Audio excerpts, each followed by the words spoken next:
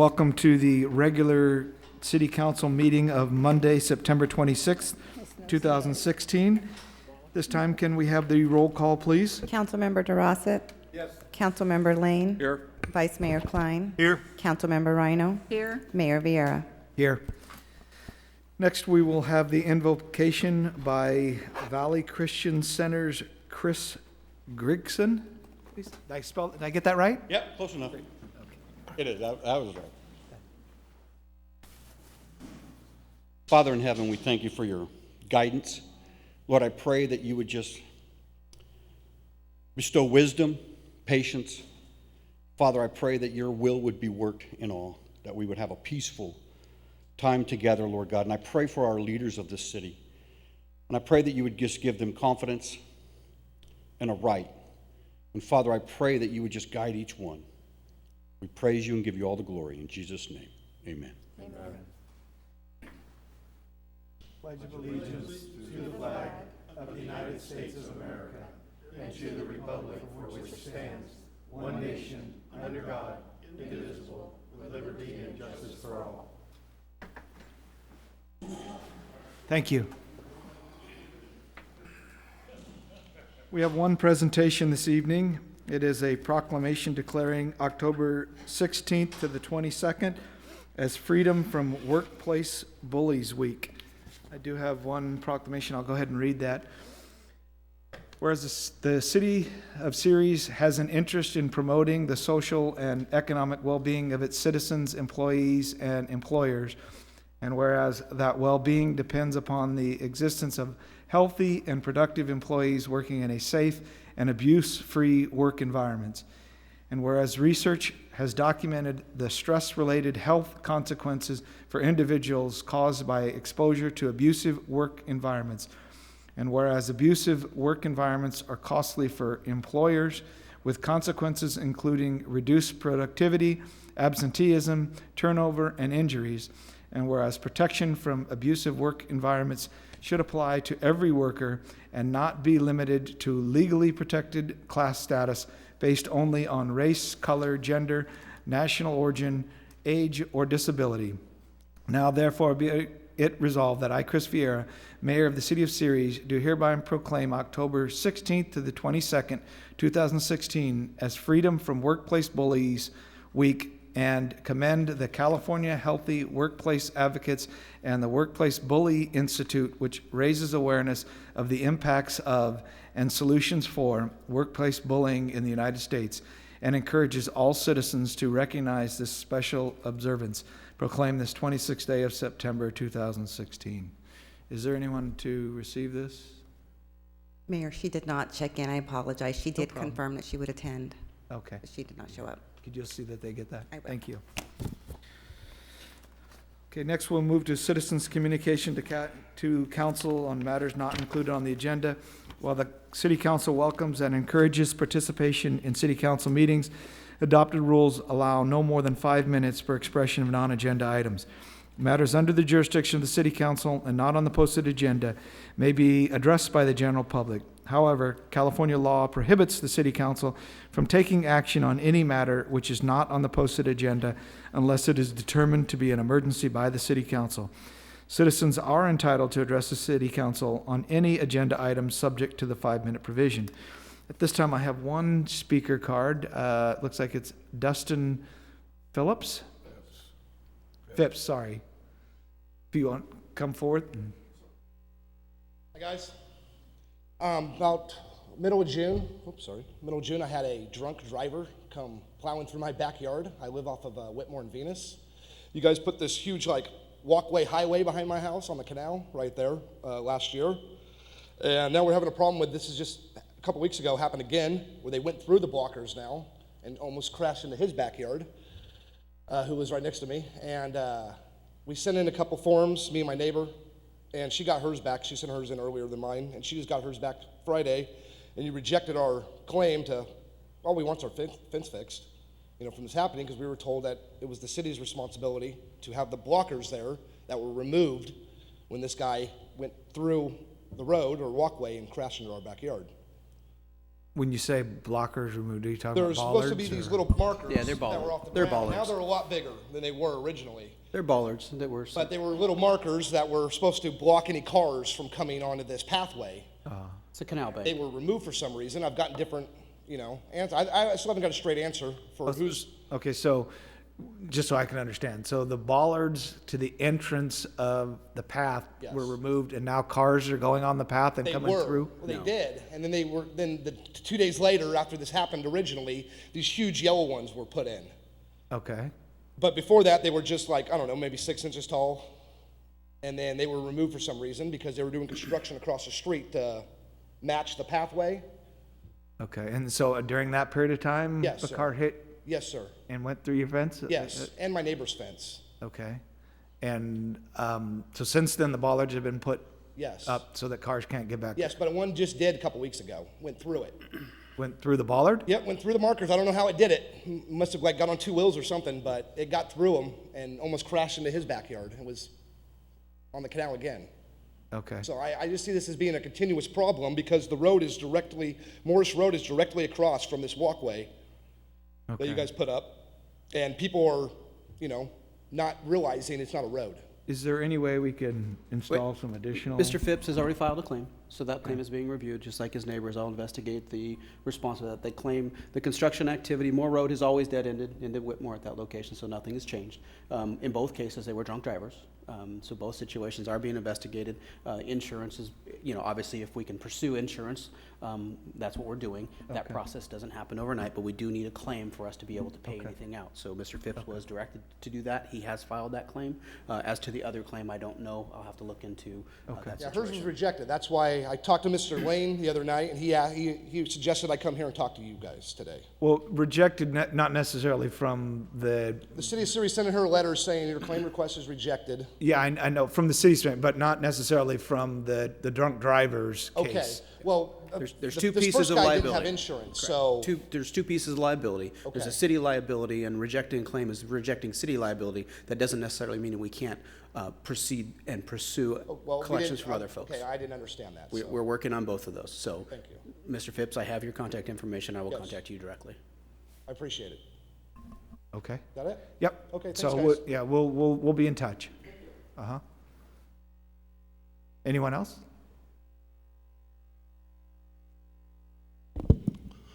Excuse me, Leonard Shepard. We just had some more of that 100-degree heat, and everybody's saying, oh, man, it's fall. No, it's still summer. I think that's Mother Nature hasn't realized that it's supposed to be cooling off, but I guess supposedly. But I see a lot of dry grass and stuff around, and it's like people think, well, now it's September, it's going on into October, it's not going to be a problem, but it still will be. But I want to comment, though, on Smyrna Park and how the city did something intelligent.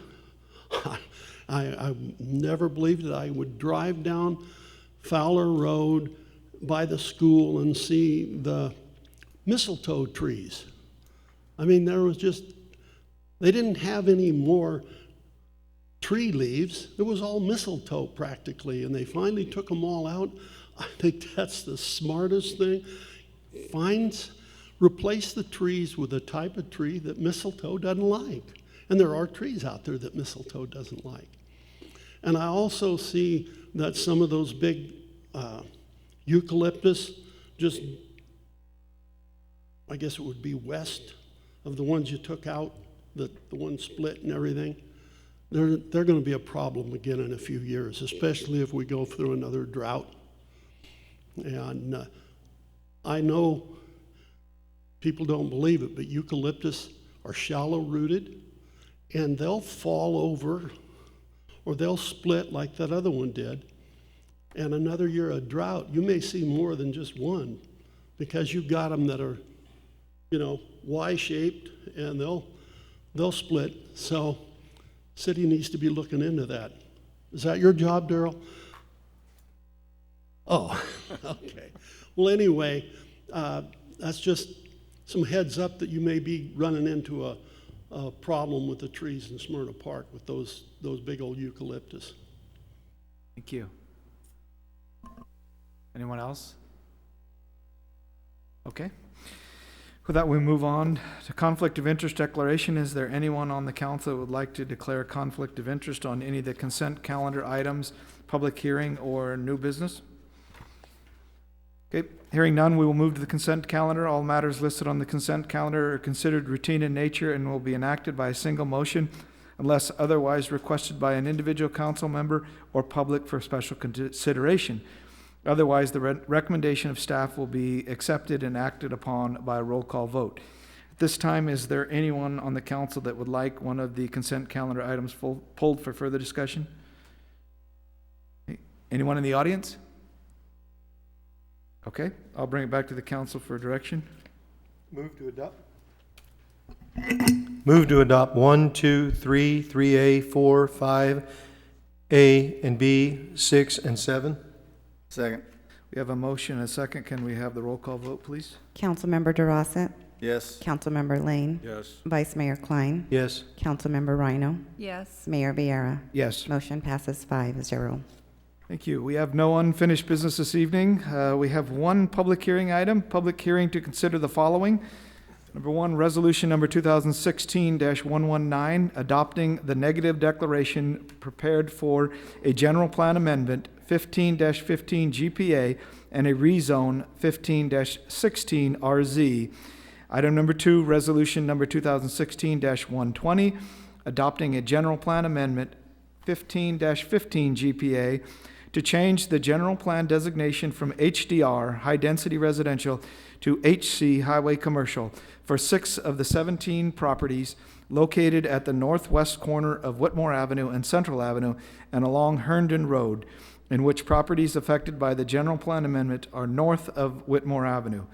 Item number 3, introduction of resolution number 2016-1037, adopting a rezone 15-16 RZ to change the zoning designation from C1 Neighborhood Commercial, C3 Wholesale Commercial, R4 Medium High Density Multiple Family Residential, PC 10 Planned Community 10, and PC 47 Planned Community 47 to H1 Highway Commercial for the 17 properties located at the northwest corner of Whitmore Avenue and Central Avenue and along Herndon Road, in which properties affected by the rezone are north of Whitmore Avenue. Mr. Westbrook. Mouthful.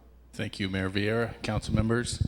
As indicated, this is both a general plan amendment and a rezoning application that the city has initiated for the projects and kind of the project area north of the Whitmore overcrossing, which, as you recall, was completed a few years ago. Originally, the city was going to wait and let development kind of pursue this. The city sold a property in 2015 within this area, and one of the commitments that we made through that process is that the city would initiate the zone change in the general plan amendment to kind of make everything consistent.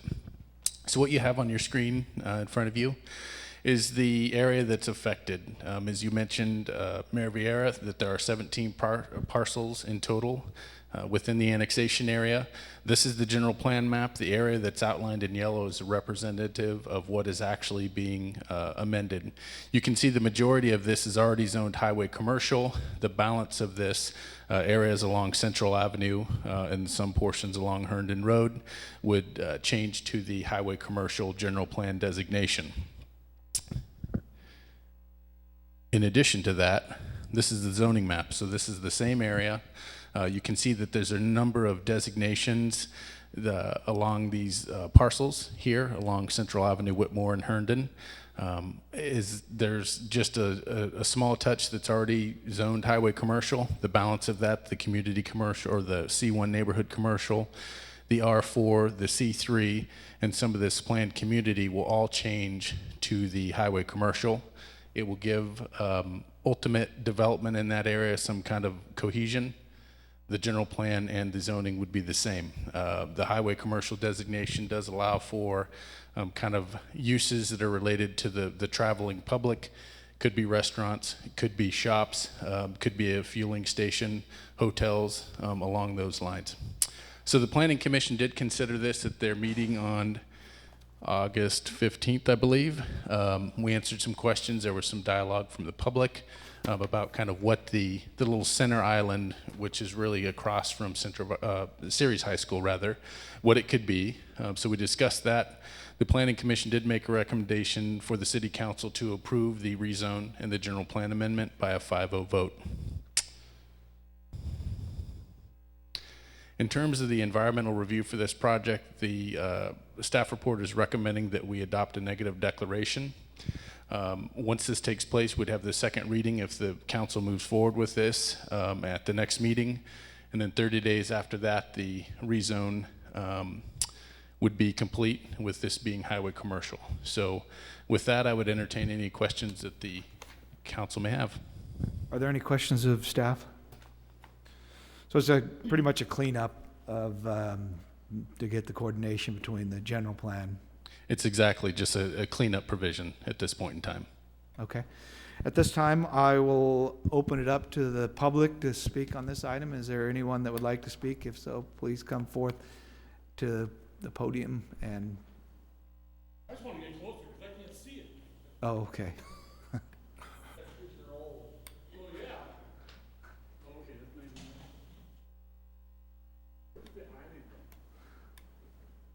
It's multicolored. We're C1 in. It looks like the ice cream cone.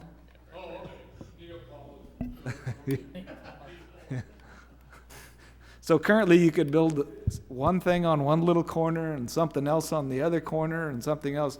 It's not a consistent zoning. Could've been my turn, I'm still here. Oh, I'm sorry, I missed you. I would propose to put a statue of, like Sitting Bull or something there. That way we'd have an Indian, you know, within Ceres, and we can open a casino. We'd have an Indian casino.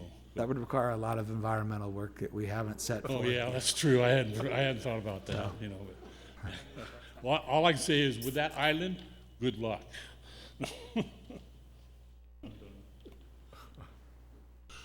I think it makes sense. A lot of things you guys do don't make sense, but this makes sense. You got, what, 6 different zonings in one little area? One zone might only be 50 feet wide, it looks like. I don't know for sure, but it makes sense to clean this all up and put it all highway commercial, because what goes right through it? The highway. And what do we not need? More houses. I don't think you can put a house in there, but anyway, I think it makes sense. If you remember correctly, I think where the pink colored C1, that was where the brake shop was before the realignment of Central. Yes. Hi, my name's Angela, and I actually live in the newer homes along that area. Will you guys be helping the people in the trailer park? Will the city be providing resources or referrals to help them relocate? That's a very good question.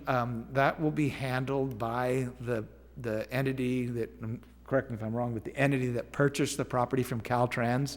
Okay. The city is not really involved in that, but I'm led to believe that they will. Okay. Yeah, to what extent, I don't know, but I do know that that's what I've been told. So. Yeah, that process for closing a mobile home is governed by the state. It's the Department of Housing and Community Development. It lays out all of those steps that are required to be followed by the new owner, and that property is currently in escrow, purchase between a private party and Caltrans is the current owner. So once that new owner is in place, I am pretty positive they'll be reaching out to us, and then they'll be moving through that process, which will take a number of years. I run a homeless ministry with St. Stanislaus Catholic Church, and I recently spoke with St. Jude's Catholic Church, and we are trying to partner together to help provide any resources or help for those people. So Okay. that was my Yeah, question. when it becomes more clear as to who the owner is, then we might be able to put you in contact with them. Sure. Sounds great. Thank Okay. you. Thank you.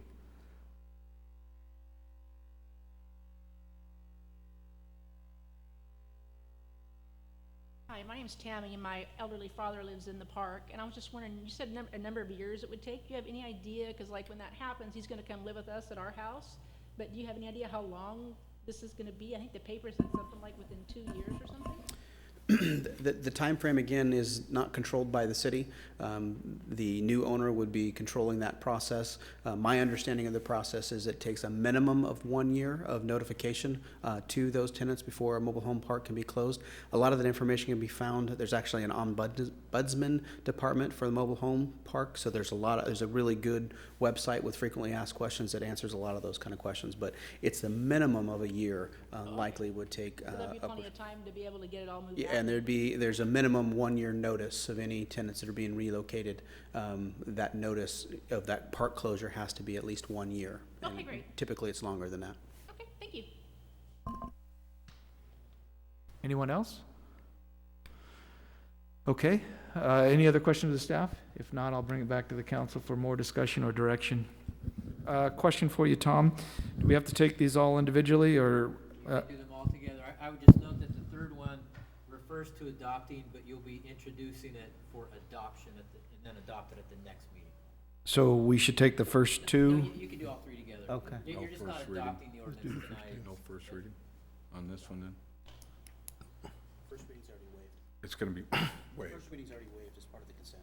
That's what we're doing now, right? Okay.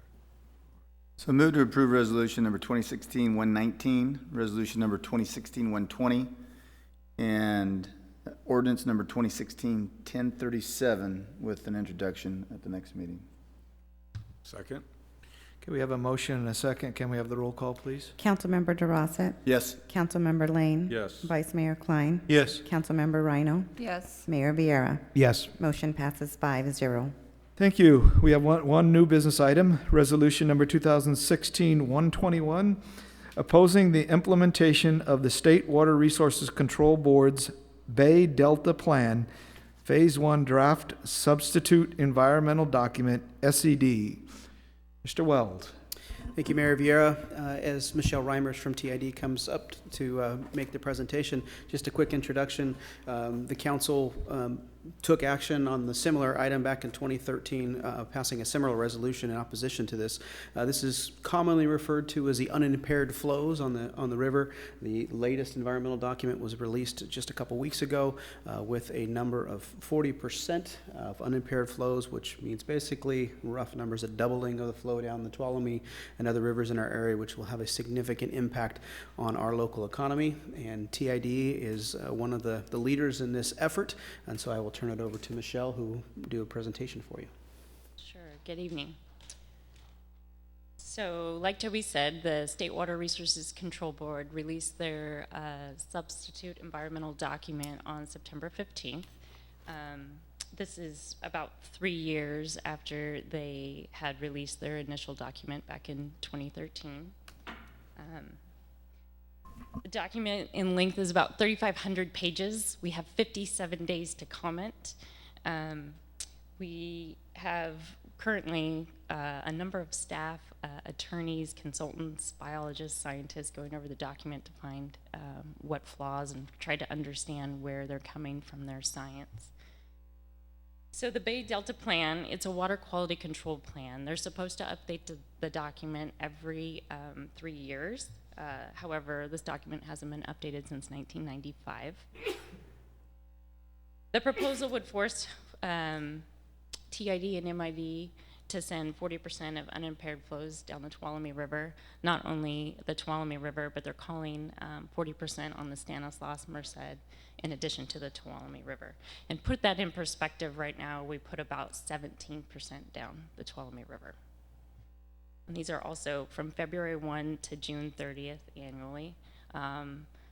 So the way we operate Don Pedro and put water down the river and for our irrigation purposes, put it in perspective, our irrigation season usually starts around March. So the February and June months are a little hard for us in terms of storage.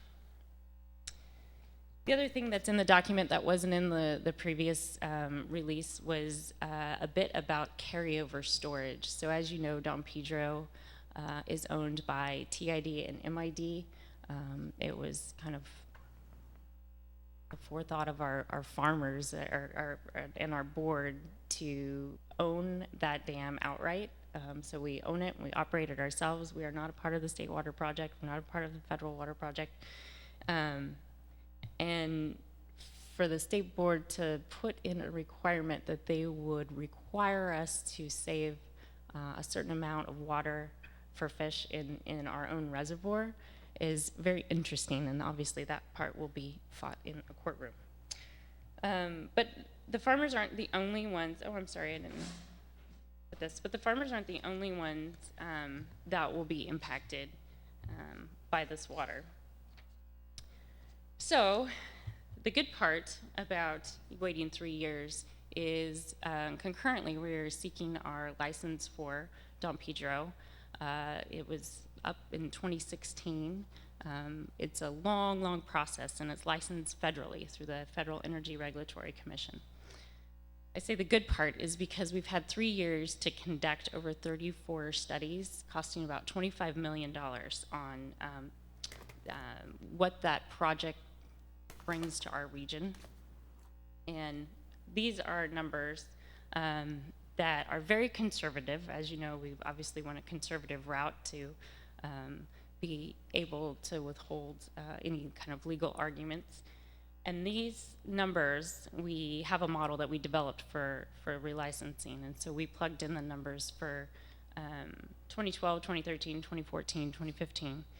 And these numbers are in addition to what already occurred during the drought.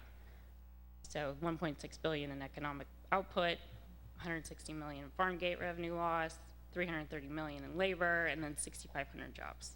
This is specifically for the Tuolumne River, so MID and TID only. These do not include Merced impacts or Oakdale. So the other thing is for 2015, farmers would have, if this was in place in 2015, farmers would have received 0 surface water. And what they actually received in 2015 was 18 inches. Other impacts are groundwater sustainability. We're working closely with the City of Ceres is one, but 14 other agencies to try to understand and come together to abide by the, most recently, the groundwater legislation that was passed. The Modesto and Turlock subbasins currently are only 2 basins in the San Joaquin Valley that aren't listed in critical overdraft. But what happens is when you get cut back on surface water, people start pumping. So having additional surface water taken will have a drastic impact on how we get through not only formation of what this groundwater sustainability agency looks like, but the rules in place of how much people can pump. Domestic water supply threatened. City of Modesto, MID delivers a lot of surface water to the City of Modesto, and as you know, TID had an agreement, or has an agreement, to supply surface water to both the City of Ceres and Turlock. Very happy that it took 20 years, but it's there. And you know, any impacts to surface water will have a negative impact to groundwater, and so it will definitely have negative, I guess, impacts to what that agreement looks like. Hydropower, obviously, it has us generating at uneconomical times, so there'll be a hit in revenues. Therefore, basically, that's passed on to our customers. So, like I said, in the 3 years, we've invested $25 million in studies. What we did get in return is really good science, really unbiased science.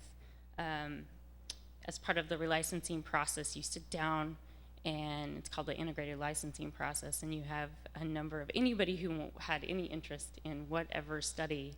You can make up a study, and you could say, hey, TID, go study that. And we kind of have to. So FERC determines what the studies are, but once the studies are approved, we still have to get in a room and ask everybody how they think those studies should be conducted. So it's a very collaborative process. The benefit is that everybody kind of shakes their head and agrees with this is how the study should be done, and hopefully they agree and shake their head when the actual science is conducted and whatever the results are. So one of the studies that we did was a predation study, and so we can illustrate to the state board that we have a major predation issue on the Tuolumne River. Over 90% of out-migrating juvenile salmon are consumed before they even reach the San Joaquin River, which is obviously illustrates that there is a predation problem, and we can recommend a suppression program. Also, river and habitat improvements. There was a lot of gravel mining prior to regulations. There's a lot of just pits, I guess, if you will, to store predatory fish, and simply getting into the river, allowing us to have permits to go in and fix kind of some of the stream beds would help alleviate some of those problems. Another simple fix, and again, science has all proved all of these, is that just modifying the timing of the river would help things. That basically, if we just tweaked a couple things of when we put down, right now we're dictated by FERC of when we put down pulse flows or anything like that, and so if we could just tweak a little bit of that based off of temperatures, we can see a lot of salmon return. But regardless of any efforts that we can fix any things on the Tuolumne River, the state board needs to look at other issues in the delta, such as delta diverters, habitat, removing hyacinth. There's a whole bunch of other things that they should be looking at prior to coming to the districts to solve problems. And hopefully you've been seeing some of our signs around town. I brought one, and I have one in the slide. TID has been fighting for our region during these last 3 years. Like I said, we've invested in sound science. We've advocated in Sacramento, not just at the Capitol, but we're in the regulatory bodies. We've met with each state board member. We've also invited them to tour the Tuolumne River, and 3 of them accepted to show them, you know, their comments is that it's a disgusting river, and so we'd like to show them the Tuolumne because it's not. It's very clean and beautiful.